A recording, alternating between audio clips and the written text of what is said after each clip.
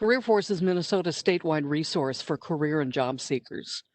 Now, as you know, due to COVID-19, our physical offices are closed at this time, but we really encourage you to reach out to your local CareerForce location by email or by phone for individual assistance regarding, oh, gracious, everything, resume assistance, interviewing, career exploration, and more. Also, by the way, before I forget, keep in mind that we also are able to provide you information on veterans employment services. A lot of people forget that. The dislocated worker program and the vocational rehabilitation services. So all of those, we can get you connected up with the specialists that take care of all of those wonderful services. So I really genuinely believe these webinars basically are here to get you started. But go to careerforcemn.com and check out all the other resources that we can provide for you, okay? All righty. I was going to say something else terribly important. I don't remember what it was. So let's go on to the next slide.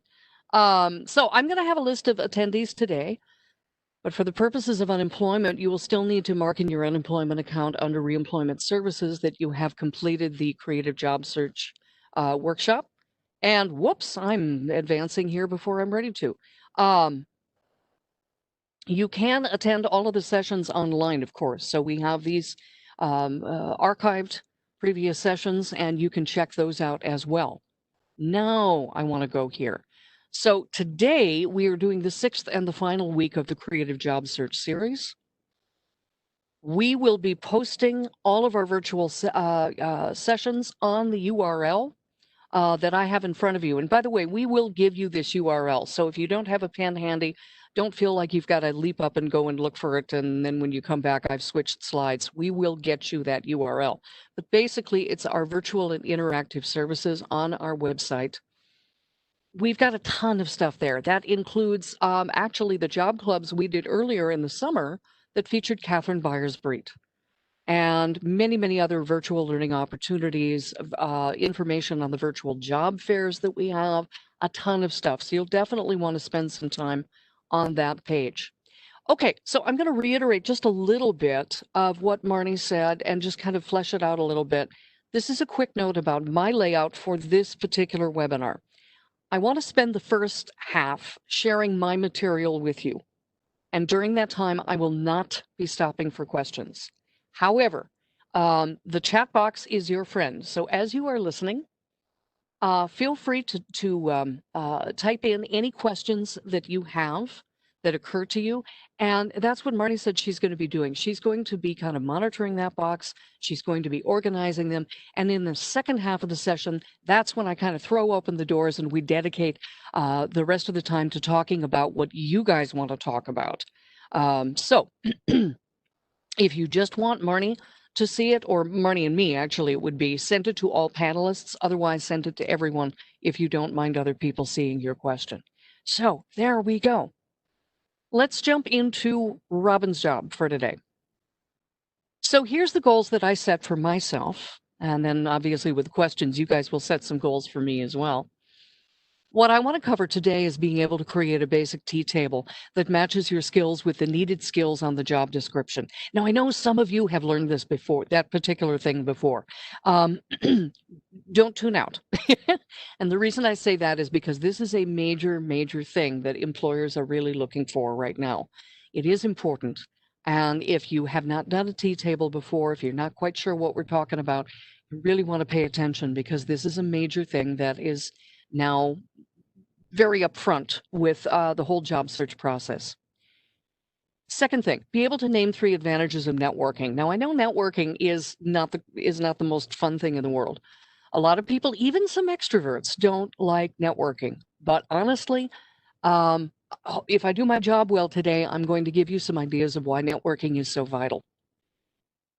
Understand when and why it's important to leave off experience and qualifications that go beyond the company's needs. This goes hand in hand with the next point, which is being able to avoid common pitfalls of being seen as overqualified. Now, this one is really tough sometimes because we're talking about our accomplishments. We're talking about things that we're intensely proud of. But sometimes having that stuff in there will be read in a way that is going to make them want to pass you up. And so I'm going to talk a little bit more about that phenomenon, what happens and how to avoid it. And then finally, successfully keep the momentum of the job search going for as long as it takes. Sometimes it's going to be a long haul. And so we're going to be talking about how to keep going. Okay. Now, what I want to do is, you'll notice the banner, it says the good news. I'm going to start out with a positive because it's very tempting to start out with all of the things that are tough and all of the things that seem hopeless and all the things that are awful and that kind of thing. But there is genuine good news that I'm going to share with you. But before we do that, I want everybody to get used to using the chat box. And I already see some questions and comments coming in, which is fabulous. So keep doing that. But I want everybody involved here. So here's what I would like to do here. I want to show off my fancy graphic skills here. All right, before we get to the good news, what I want to do is I want to hear from you just one word. And this is going to be shared in the chat box because your audio is disconnected. What I'd like you to do in the chat box, is I would like you to describe job searching over the age of 40 or 50 or whatever age you want to throw it out. I want you to describe this process in just one word. So if somebody said to you, describe, yep, but we were already coming in, just one word. And then here's just a reminder, guys, just make sure to don't use any words you wouldn't use in a professional interview. Even though you may want to. All right, difficult, frustrating, tough, scary, intimidating, stressful. Yep. I would long, absolutely, uncertain, alien, headache. Oh, I'm sorry. Frustrating, discouraging. Yeah, challenging. Yep, overqualified, ageism. New. I love it. I love it. Okay. So here's the thing, and keep adding these in as you do. So this is pretty much what I was guessing. Sometimes we get glass half full people going, opportunities, interesting, fun. The thing about it is none of these are wrong. Absolutely none of these are wrong, and a lot of them I can totally and personally relate to. Again, my job today is I'm not silly enough to think that I have some kind of, magic bullet. And by the time you leave today, you're all thrilled and you know everything and you're going to go out and get jobs in 10 minutes. No, but I hope to be able to give you some practical, usable information so that you leave today going, yeah, actually, I do have a totally different perspective on this one thing that I didn't have coming in. And that's what I'm going to be striving to do today. Now, the thing that I want to start out with, though, is I want to start out with the fact that there is some good news and there is a positive that we can build on. So a recent article in the Harvard Business Review, which, by the way, I'm going to send you, has given us some hopeful news that employers are now looking for experienced workers to help them through the current crisis. Now, they're finding that there are return to work programs that are popping up everywhere. They're called returnships. Honestly, guys, that's a thing. It's called returnships. And basically what it is, it's an internship for those who are experienced but need to get their skills updated in certain areas. Or they're just hiring directly people who are experienced. Now, the thing, why are they looking specifically for experienced workers? Well, experienced workers can have an edge over their younger counterparts by being able to bring to the table institutional knowledge, education, work experience, mature perspective. I got a job based on pretty much that alone not too long ago. Stable life stage, dedication, loyalty, and an energy and enthusiasm about returning to work. Now, here's the thing that I've noticed since I have been working here for the state. Many older workers forget to promote their soft skills. Skills like adaptability, emotional intelligence, mentoring, cool-headedness. And again, you're going to get the notes, so you're going to be able to see all of this. And I think, honestly, the reason they tend to forget to promote these is because these skills come so naturally. They don't think of them as formal skills. When they're thinking of formal skills, they're thinking about the software they know. They're thinking about, sales figures and things like that. But in reality, those skills are not always developed yet in younger workers. And employers are looking to fill that soft skill gap. So the takeaway here is employers are finally waking up to the fact that there are all kinds of gaps that really can only be filled by an experienced worker. And you have got a plethora of opportunity to show how you've got those skills that they want and they need. Okay? All right. And by the way, reach out to us. Reach out to me if you want to hear more about that, because I love talking about that. We've got to move on here just because we have a limited amount of time. So, but just remember to contact us afterwards for that. What I want to do now is I want to talk about what has changed. Okay. So if you've been out of the workforce for a significant amount of time, or you have been working in sustained employment for many years, you may find that resume writing, interviewing, and the job search itself has changed. Key point here, what used to work may or may not work now. Those of you who work in fields where employment changes often may be aware of some of these. So I know if any of you are out there in IT, IT changes up a lot. So you guys may be pretty hip to this. But current events have actually altered interviewing quite drastically. So there's going to be there's going to be value for you, even if you were looking for a job last year or 2 years ago or that kind of thing. Okay, so in this section, we're going to be talking about the need to match your skills to the skills listed on the job description. This is a major thing that has changed in the last few years. We're going to be talking about the vital importance of networking, which I would argue is easier today with technology, and I would also argue that it's easier for introverts to network today. We'll talk about teleconferencing, of course, because that is the predominant way that interviews are now being conducted, at least for a while, and it's something to be aware of. And finally, you yourself.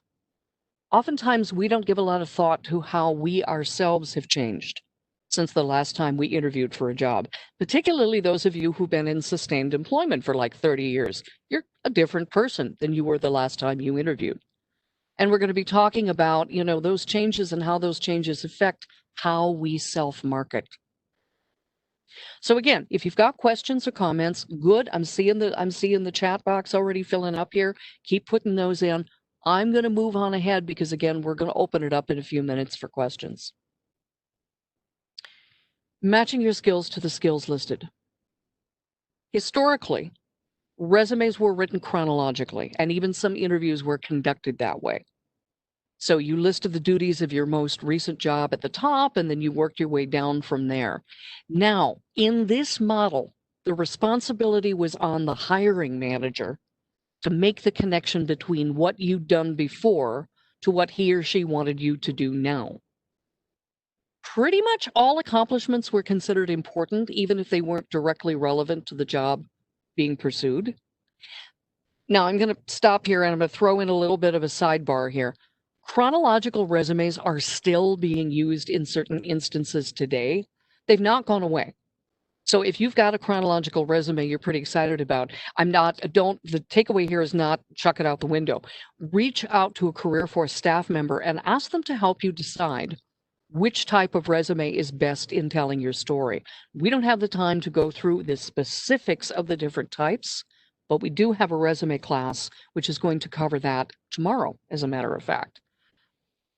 Now, the thing to remember is these days employers want to see directly and quickly the actual experience and accomplishments you have that directly relate to the skills listed on the job description and that make you the right fit for the company's needs. So one way you can do this is by using what is called a T-chart or a T-table. Now, keep in mind, what I'm going to show you is not something that you take to the interview and hand to the hiring manager or that you email them for the teleconference. This is just an exercise to help you prepare and to help you define how you are the best fit for the position, okay? So first thing you do is you start by drawing a big T on a piece of paper. Next, you're going to want to list keywords from the job description in the left-hand column. You can pretty much see what those are. Those are going to be the big skills that they highlight and the big responsibilities of the job. Then you are going to write out your accomplishments or experiences that match those keywords or phrases. Now, this process will help give you a clear picture of how you fit this position, and you're going to be able to prepare talking points needed for the interview.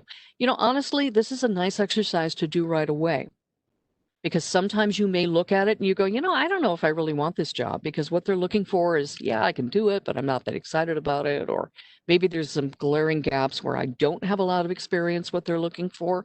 So this is a really great exercise to do early on. To really, really see, okay, how am I going to sell myself for this job?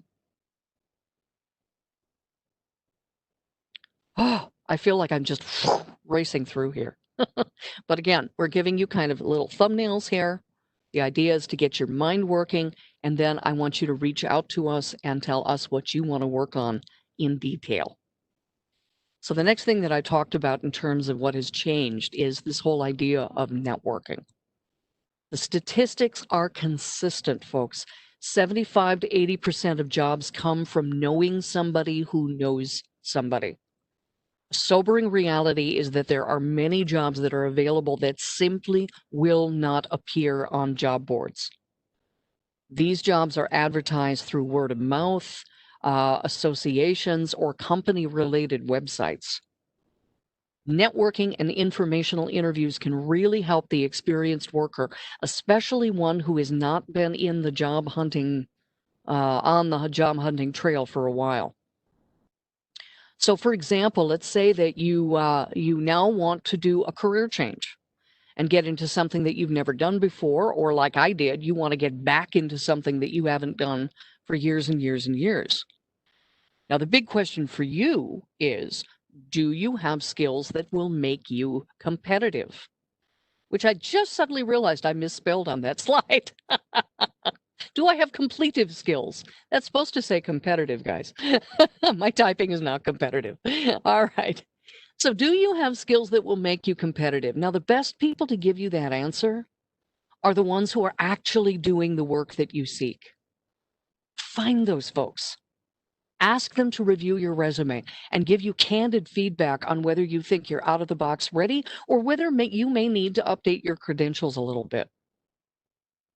Now, networking and informational interviews can also assess whether or not you even want that career change.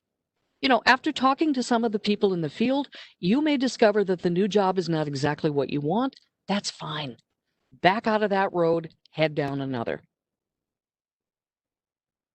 Talking to people that are doing the work you want to do can also give you insider tips about where to find the jobs, what specifically the employers will want to hear.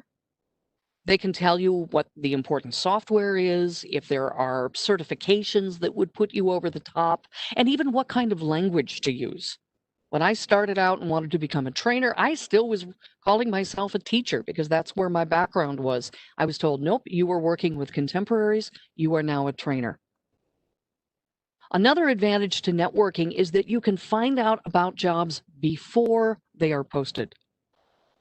Sometimes insiders can say things like, well, there's nothing in the department right now, but I can tell you they are budgeting for a position that sounds exactly what you're looking for, and they'll know something in April. And finally, more experienced workers are choosing to focus on specific companies or organizations rather than waiting for the jobs to be posted. Now, think about just for a second here. Think about a company or an organization that really interests you, or a kind of industry that really interests you. Research it thoroughly. Review your qualifications, especially the skills that you have that are going to be valuable in this current time of difficulty, and then reach out and meet them. This can be as simple as a quick phone call or an email. Let them know that you are simply opening the door on a possible relationship and that you are not expecting them to create a position for you right away. The better and more positively you get to know them, the better your chances are being thought of when the next position comes up. Now, I would suggest maybe not necessarily going to HR because they've got their protocols and they're not going to be able to think outside of the box. They're going to be like, well, wait until there's a posting and then send in your application. You're talking about creating relationships with people who are actually doing the work. Find out, first of all, if it's something that you really want to do. And again, just let them know, reassure them, I'm thinking about changing careers, or I'm thinking about making this small turn in my career. I'm just looking for more information at this point.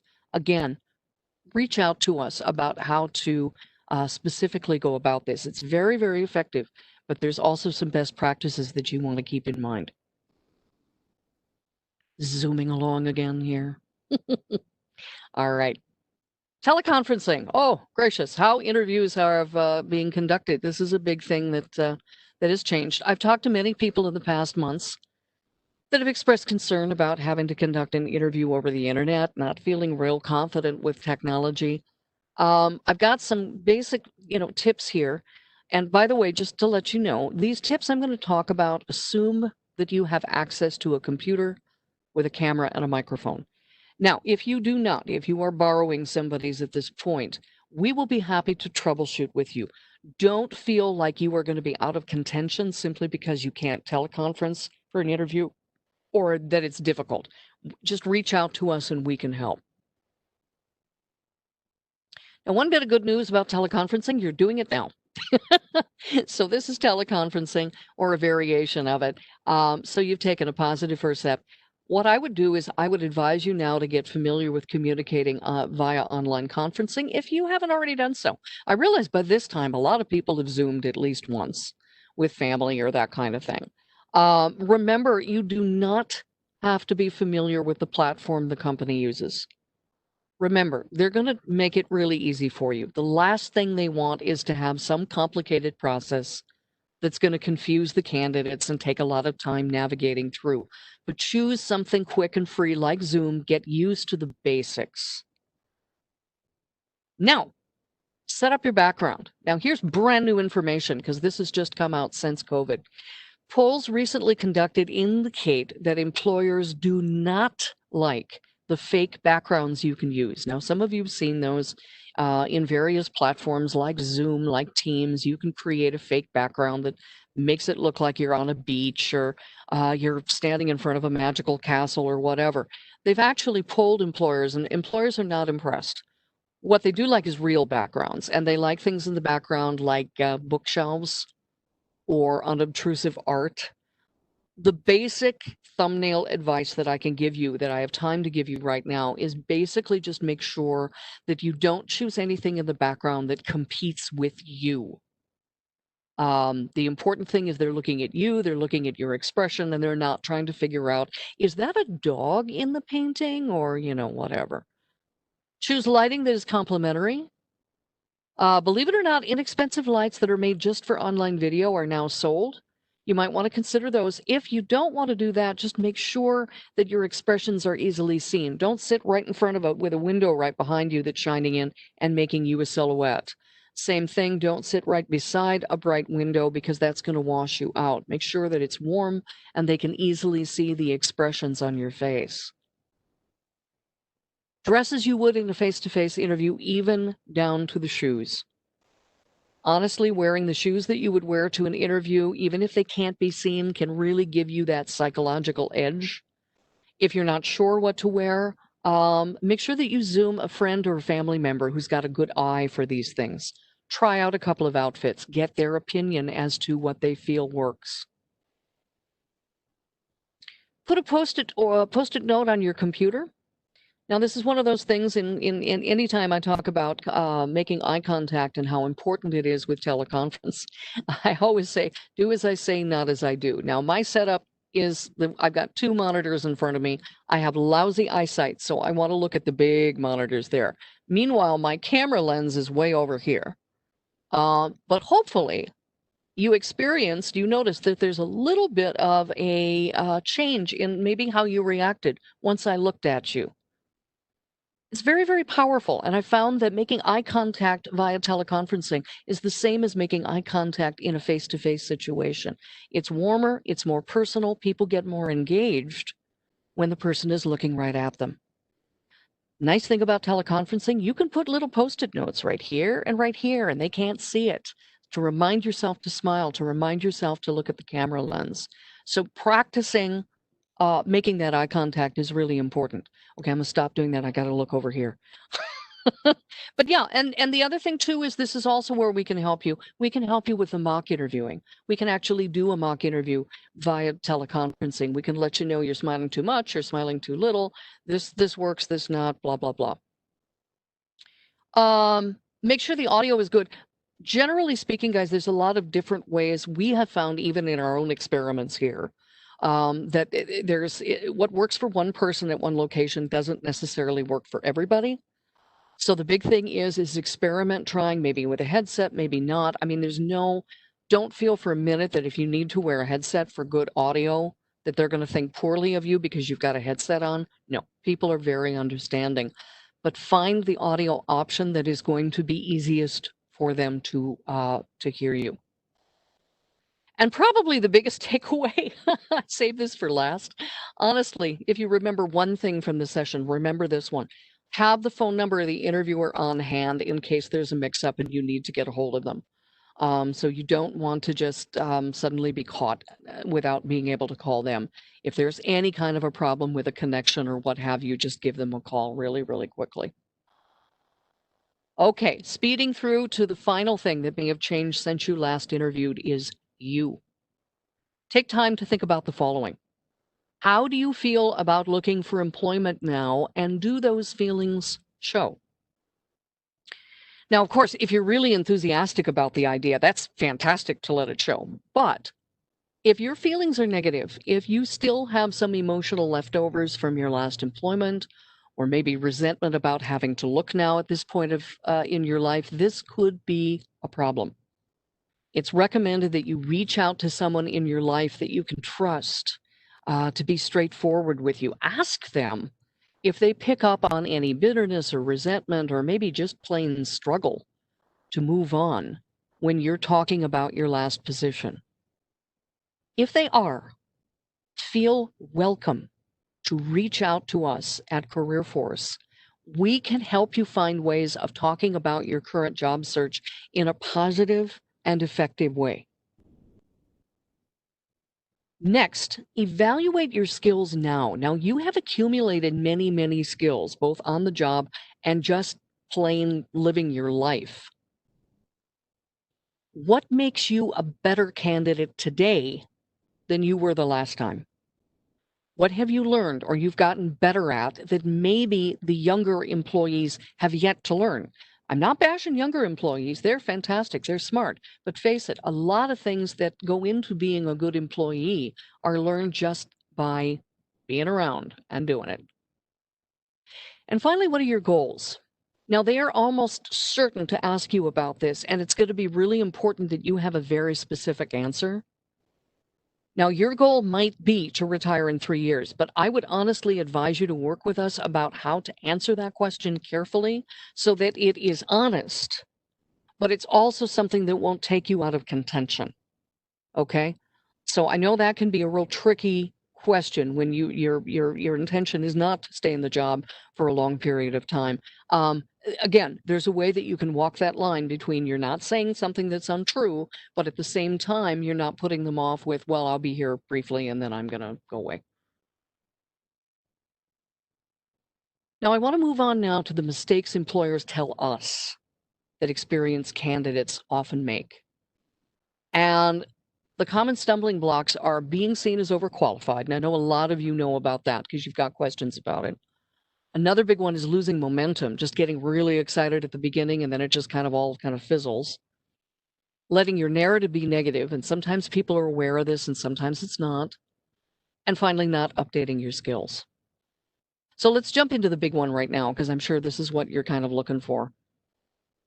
The most common reason candidates are perceived as being overqualified is that they have listed too many accomplishments on their resume, or they have listed accomplishments and skills that are unrelated to the job, or maybe even skills and accomplishments that might send a red flag that they really don't want to be doing the job they're going for. They want to be doing something else. What I mean by that is, let's say a former restaurant manager. Now, this manager genuinely wants to obtain a position as a cook. They don't want to manage anymore. But he might be sending the wrong message if his resume includes accomplishments like reducing operating costs by 30%. Now, this is a fantastic accomplishment, I don't know if it's realistic. I don't know anything about restaurant management, but put in the number that's realistic. But the point is, he's really proud of that. Okay, that's a legitimate compliment. But the problem is in sharing that is that the hiring manager might wonder if he would be tempted to offer unsolicited advice to his boss about how the kitchen is run. A better bet would be for him to focus on the skills that are listed on the job description and not to add other accomplishments that were achieved at a higher level. And by the way, we have anecdotal proof that this works. There are multiple clients that have worked with all of us, with Marty, with our colleague Art, with me, that say as soon as they started taking off some of those higher level accomplishments, they started getting the jobs. Okay. Now, by the way, a skills-based resume would probably be best in scenarios like this. If you're not familiar with the different kinds of resumes, check out the webinar we have tomorrow on our virtual page. Also, check out some of the recordings that we have. Okay, now it's also smart to think carefully about including unrelated accomplishments as well. So let's say, you've created a model for neighborhood philanthropy and it's gained national media attention and it's been modeled in several other states. Well, that's just good in lots of different ways. But could mentioning that accomplishment be sending a message that you would be bored in the job that they have on offer and would want to move on in a few months to something more challenging? So again, think about how these entries could be perceived, both positively and negatively. Now, moving on now to the interview, it's important to remember that generations Millennial and Generation Z are folks that are probably going to be interviewing you. Now, these young people are highly collaborative and team-oriented. Now, if you've been the boss for many years, it can be really easy to slip into boss mode and speak as you did when you were in charge. Now, this can come across, I'm not saying it will, but it can come across as threatening or off-putting. Now, you might be like me. Naturally, you speak with confidence. I don't know. I've been acting for years, and so it just kind of comes with the territory. I tend to speak with confidence, but I know for personal experience that confidence can be misunderstood as somebody who may not want to listen to teammates or consider their point of view. It's a tricky line to walk because at the same time, you don't want to talk yourself down or appear meek, but at the same time, ugh. So again, mock interviewing is a great way of giving yourself a chance to practice listening techniques, looking for opportunities of communicating that you really are looking forward to a chance to fit in with their established team. Now, I'm speeding through the last ones here just because I want to make sure that we've got time for questions. One of the biggest challenges people report about looking for work as an older worker is just running out of steam. So many seekers share that they start out with loads of enthusiasm, motivation, organization goals, you name it, only to find out that family commitments pop up, frustration gets the better of them, or just they kind of lose their drive. Now, if you're determined to obtain employment, make goals for yourself now, but also seek out a support network that will help you stick to the plan. I always recommend thinking of it as a marathon rather than a sprint. And just like a marathon runner needs hydration and fuel all the way through the race, you're going to too. Don't just top load it at the beginning of the race with all of the water and the support and the rah-rah. You're going to need it toward the end as well. Now, you could prove me wrong. You could snag a position shortly after starting your search. That is great, and I love being proven wrong in that circumstance.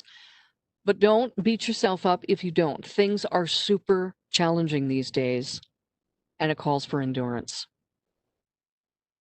Now, a common mistake also is unintentionally coming across as negative. As I mentioned earlier, if you have some residual bitterness regarding a former employer, seek assistance in finding truthful, neutral language to use when talking about them. If a new employer gets the impression that they're interviewing a really judgmental person who's sitting there with a lot of emotional baggage, it's going to be natural for them to choose the other candidate who's excited and positive and enthusiastic about the new opportunity. By the way, and I'm sure you're already ahead of me on this is not to say that you have to create fake excitement, because they're going to spot that immediately. but leave the baggage at the door and bring in your skills and accomplishments instead. Be careful about word choice. The words fired and laid off are not interchangeable. Laid off means that you lost your job because your organization closed, restructured, downsized, moved, or there was no longer a need for your particular position. By the way, a lot of people have been laid off due to COVID. There is nothing to be ashamed about. Some people are really worried about, how do I say that I lost my job because of COVID? Lots of people did. Don't worry about it. Now, the word fired is really negative, is very emotional. I would suggest maybe using the more neutral term, involuntary separation. And I would highly encourage you to overcome the understandable discomfort and work with our team to talk about those times when maybe you had to leave and it was really your bad. If you were fired, do not represent yourself as laid off, because an employer can do a background check and may discover the truth pretty quickly. Honestly, guys, being fired happens more often than you would think, and there are a lot of ways that you can address that issue truthfully and positively, but you're going to need to reach out to us. All right, I think this is my last of the material slides. Finally, take a good look at your skill set. Now, if you've been employed for the same organization for 30 years, you have a solid set of skills that your organization in particular needed you to have. However, when you go out exploring other organizations, you may find other skills might be needed. Sometimes it's just not enough to be willing to learn. Think about it. A hiring manager has two candidates. One candidate says, I may not have personal experience with this particular software, but I'm certainly willing to learn. But the other candidate says, well, yes, I've used this software for the past 3 years in my previous position, and here are my specific accomplishments with using it. So really, in that situation, the importance of that software may be the thing that determines who gets the job. You might be interested in going back to work that you did many years ago. Now, depending on the nature of the work, even a degree may not entirely be what you need to be qualified.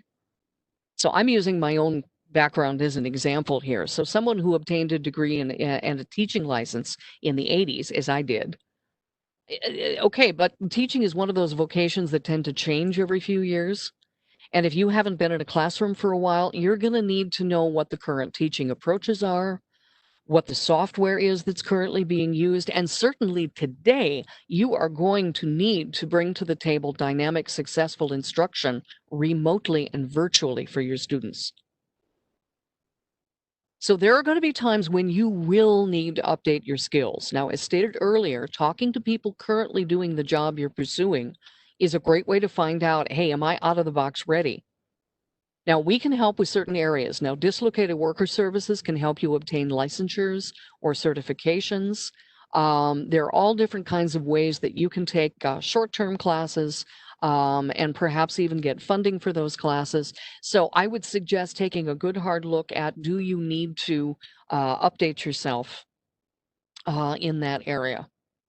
Okay, now just remember that I forgot I put Coursera on here, and that's closed for now. So let me jump right to questions. I went over by just a little bit. I think there's a ton of questions, so we'll get to all of your questions one way or the other. But for now, Marnie, could you kind of throw out some questions that that you're looking at? Absolutely. Can we receive a list of soft skills to help us reflect on them? Absolutely. Yes, yes, yes, yes, yes, yes. In fact, I would say get in touch with me, because I've got a great thing that I used to send out in physical class. So the short answer to that is it. I'll throw it in. I'll give it to everybody. I'll give it to everybody. So yeah. Okay. On the tea table, how far back are skills perceived to be current or real? That's a really good question. And this is where, informational interviewing with people who are currently doing the job will be able to tell you. It's more of a case by case basis. Some professions, yeah, what you learned decades ago still is absolutely relevant. And I would say a lot of skills, with teaching are still relevant, because kids may think they're terribly different, but they're not. They're the same. Yeah, there's Marnie's laughing because she's a mom. She knows exactly what I'm talking about. There, it's going to depending upon the skill. Yes, there are some things that you were doing decades ago that are still going to be relevant. Others are not. So again, that's where you're doing your homework, talking to the people who are doing the job, and then being able to find out, yes, I've had experience with this particular software, but they've had 9 different updates, and I'm not familiar with the updates. That's going to give you an idea. Well, maybe I shouldn't put that on there, or maybe I should update my skills. All right. I'm writing a reminder for the soft skills. Okay. Very good. Another T-chart question. Should I use it for the resume too? Oh, yes, absolutely. So again, just a quick reminder, this isn't anything that you're going to hand over to them, but it is definitely an exercise. I love the T-chart. I just thought that was an amazing bit of advice when I first heard it. I did it initially to see if I wanted to apply for the job. I did it to set up how was I going to talk about my skills in the interview. I did it, how am I going to set up my resume? And if they ask for a cover letter, I use it for the cover letter as well. Yep.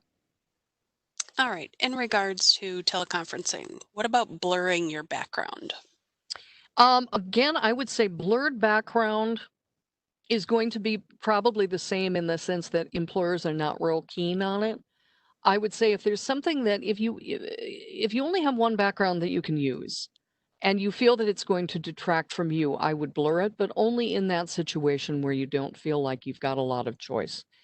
Um, Make sure that you're not sitting in front of a blank wall. I think that's got kind of a cold feeling to it. I think honestly, the best is to be able to have maybe some kind of innocuous piece of art on the wall, or maybe some kind of a shelf, or some kind of decorative something behind you, something that people can look at and go, "Oh, look, it's a shelf," and then they're concentrating on you for the rest of the time. The blurred background, if you move around a lot, I've noticed with the blurred background is you tend to disappear partially if you move too quickly.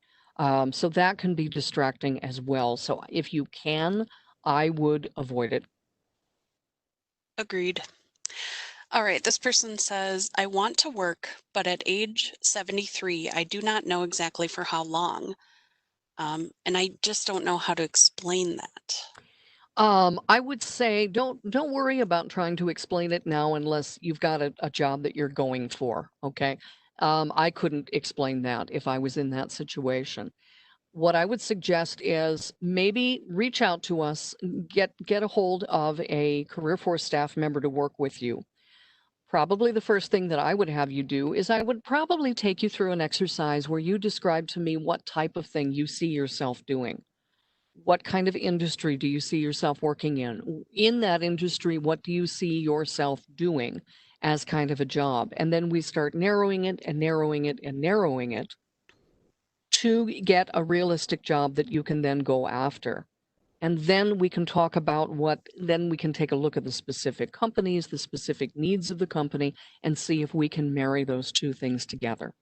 I would say don't worry about trying to come up with umbrella language right now because that's going to be really difficult to do. Work with us, find out specifically what you want to be doing, and then we can craft language. Right. Okay, so we've got several different types of questions. Somebody who was in an industry that's not hiring right now, somebody who was a manager, somebody who was an executive, no longer want to be management or execs, somebody who is a stay-at-home parent for an extended period of time. How do they begin and how do they convince an employer of what they want to do now going forward? Absolutely. This is excellent. I was in a similar situation. I changed careers and I went back. I wanted to go back into teaching and teaching contemporaries. So I wanted to train. I had been doing nonprofit fundraising. My mentor, who was the one who explained to me about the skills-based resume, which setting up your resume according to the skills, suggested to me that I use an objective statement. Now, at the time, and this is during the last recession, at the time, objective statements had kind of gone out of vogue.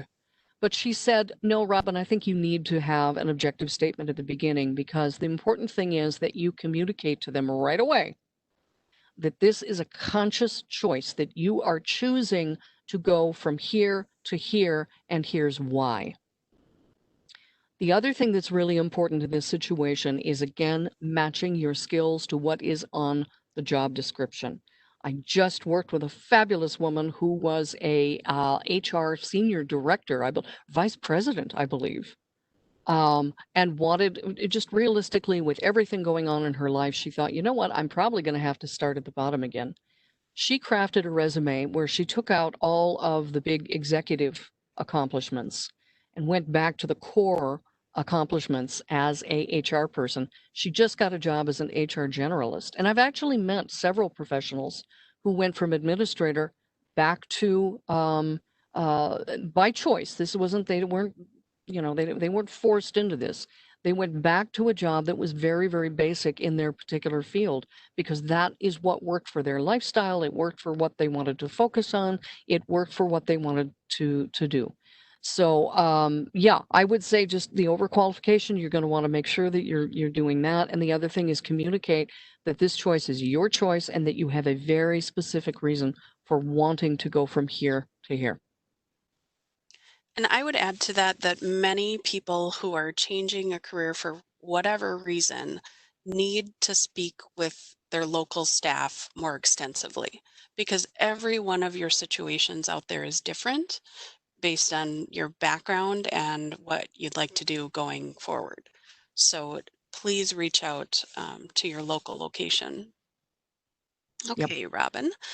Um, this sparked a long discussion about LinkedIn in the chat box here. One person says, I've heard that your LinkedIn should match your resume, but if I'm tailoring my resume to different jobs, how should I handle that on LinkedIn? Yeah. And then the discussion just went on and on about don't put your resume on LinkedIn, don't have them say the same thing, don't blah, blah, blah. Okay. All right. So here's the thing in general, and I totally get what you're talking about, because this can be very difficult. Your LinkedIn should match in general. Okay. Don't make the mistake I made years ago, where I was trying to get a development job because I wasn't getting the training jobs. And I was trying to sell myself as a development professional, but my LinkedIn said, I want to be a trainer. It should match in general. If you have two distinct skill sets, and I've run into a lot of people who can do two separate jobs, really different jobs, you're going to need to include both of them, because at this particular point with LinkedIn, that's how LinkedIn is set up, unfortunately. Generally speaking, I tend to think of LinkedIn as being the repository of pretty much everything. The resume is a marketing tool that you're bringing in as to how I am right for your job today. The LinkedIn is a valuable tool if somebody is really intrigued with you and they want to go and learn more.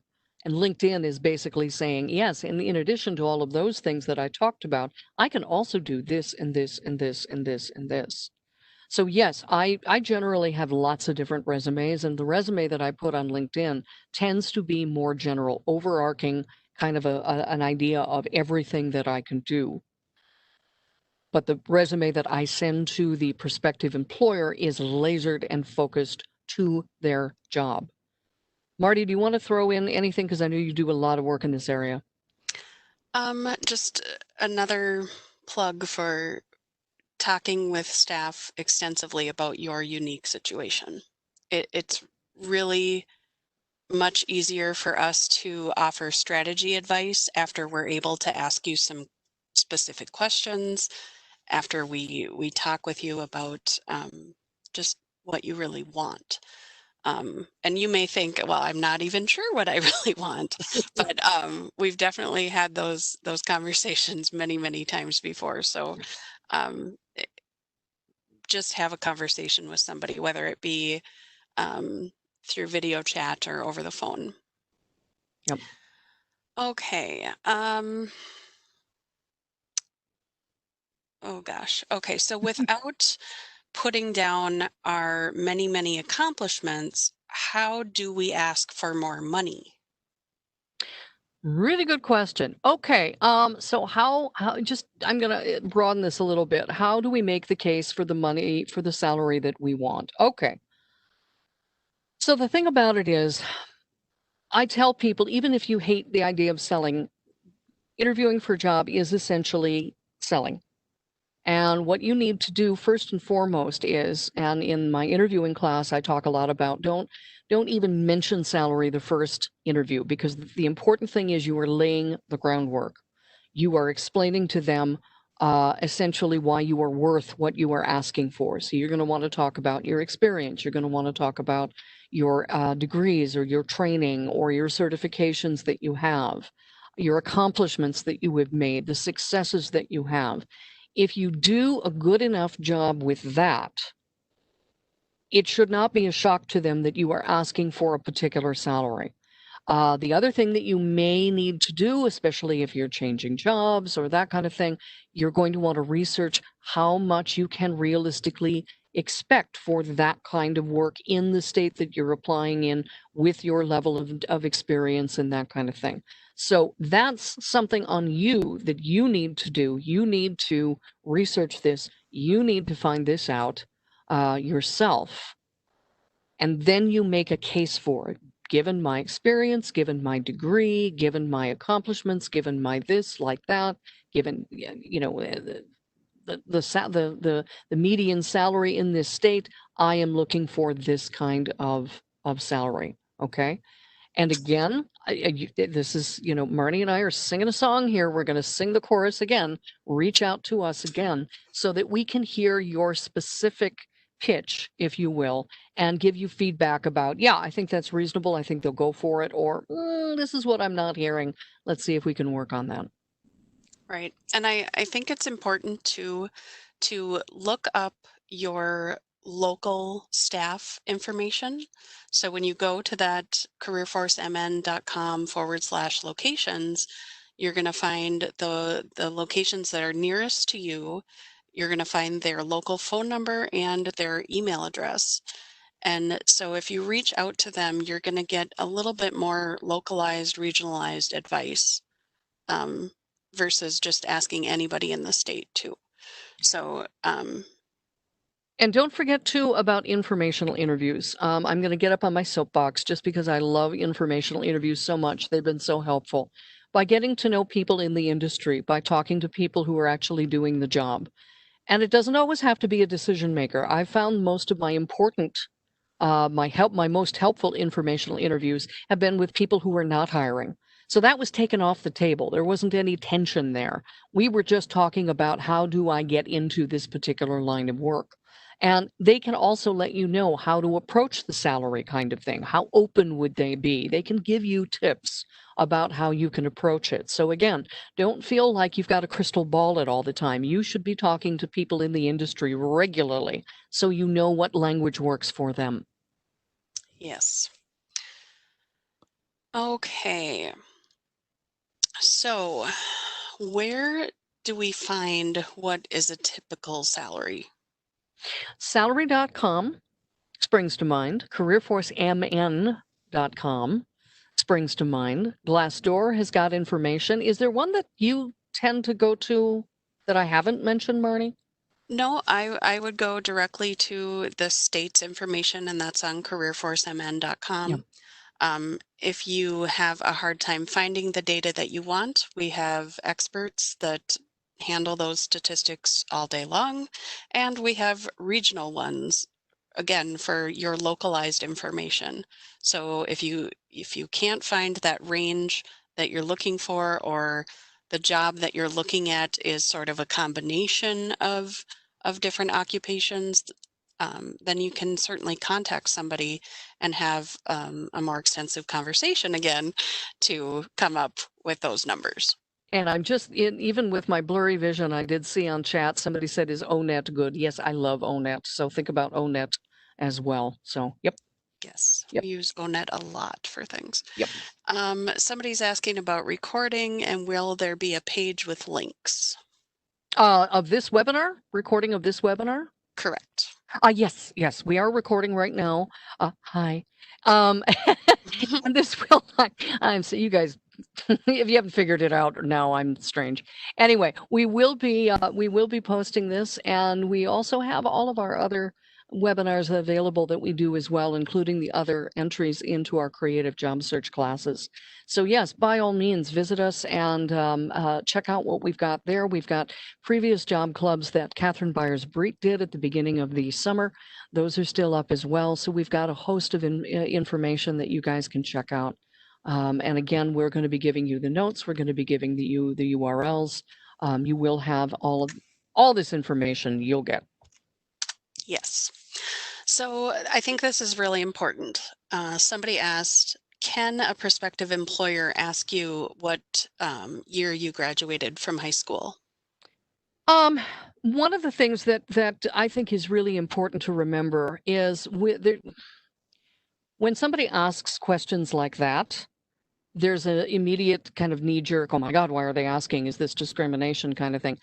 There may be a legitimate reason why they are asking it. So generally speaking, the advice that we like to give is if somebody does ask you a question like that, there's nothing wrong with you saying, could you tell me please what specific information, or not specific information, but could you tell me please a little bit more about why you ask that question? Why is that information important for you to know?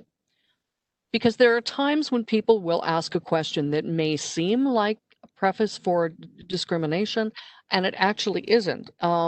They may not be aware of what they're doing. There might be a legitimate, I mean, with younger people, face it, there are industries that they can't work until they're 18 or whatever. So I would suggest, honestly, engage in a two-way conversation. If there is a question that you were being asked, maybe to say, why is that relevant to the job that I'm being considered for? And they might be able to give you a little bit more of a legitimate reason, and you may even be able to answer their other questions or calm their fears in another way without actually giving them that date if you find out why they are asking that question. All right, 2 minutes left. One more question. Okay. Really loaded. Okay. So Robin and I have seen these job descriptions before where it's a crazy amount of requirements and responsibilities. They're looking for Superman, Superwoman, say a 14-page description. Mhm. How do you concisely share your experience and accomplishments to meet those lengthy descriptions? Work with a former English teacher. And I'm not completely joking when I say that. No, honestly, I mean, that's just somebody who's a really good writer, is going to be able to do that. Writers, teachers, all of those people are really, really good at taking really long things and condensing them down. If you've got a journalist in the family, that too is fantastic. But seriously, I would say, joking aside, if that is a daunting task, but that's one of the things that we do.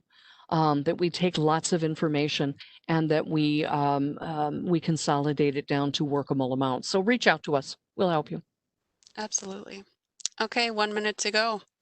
Thank you, everybody, for attending today and all of your questions. Again, if we weren't able to get to something or we didn't answer it directly to you, then please reach out to your local staff. Absolutely. Okay, guys, you'll be getting an email from me tomorrow at the latest. And let me know if you have any other questions. Thanks, everybody.